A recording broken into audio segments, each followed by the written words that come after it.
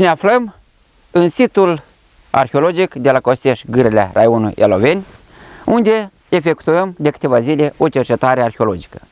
Mai exact, ne aflăm în zona nordică acestui oraș medieval din secolul XIV, zona numită în anii 50 de specialiști care au efectuat atunci cercetări cartierul Olarilor, dar după cercetările noastre se dovedește că e o zonă înțesată și cu altfel de structuri arheologice care corespund altor activități meșteșugărești și de fapt un cartier al meșteșugarilor.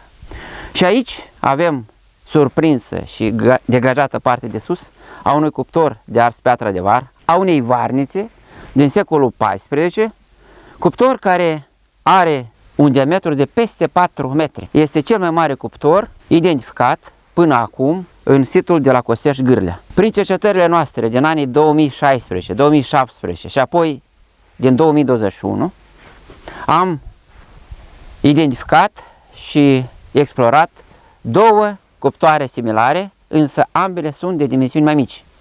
Cuptorul numărul 1 are un diametru de circa 4 metri în partea de sus, cuptorul numărul 2 are un diametru de până la 4 metri și acesta poate atinge un diametru de până la 5 metri.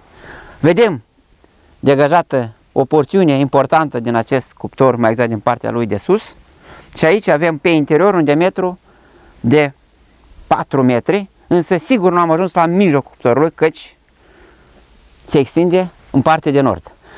În partea dinspre est, vedem aici mai bine păstrați pereții cuptorului, care au o grosime aici de peste 20 de centimetri.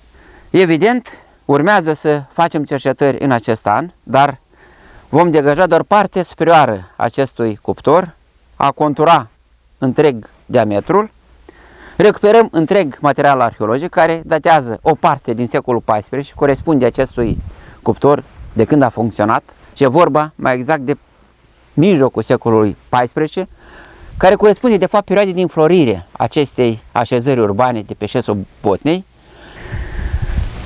Este interesant că această zonă mai cuprinde și vestigii arheologice dintr-o perioadă mai veche, mai exact din prima epocă a ferului.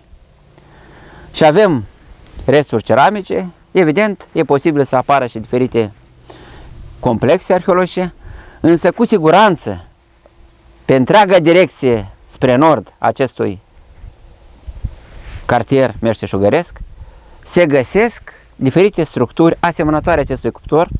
Evident, aceste structuri arheologice importante ca acest cuptor merită a fi cercetate, dar e important ca ele să fie conservate, de găsit soluții pentru a fi și valorificate, puse în valoare și de exploatat turistic această zonă foarte importantă a sitului arheologic de la Costești Gârlea.